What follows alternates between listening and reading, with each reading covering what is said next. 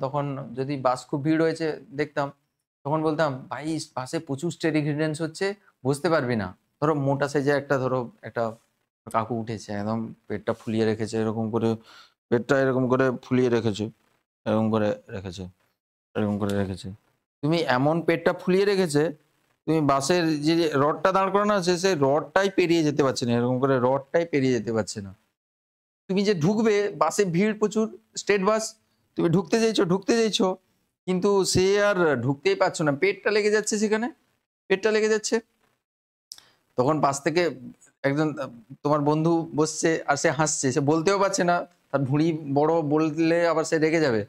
ওইজন্য সে বলছে যে, "ভাই সে উঠতে পারছে না, স্টেরিক হিন্ড্রেন্স হবে বলে সেখানে স্থানভাবজনিত পীড়ন হচ্ছে। তার ভুঁড়িটা থাকার জন্য তো লোক ঢুকতে পারছে না।"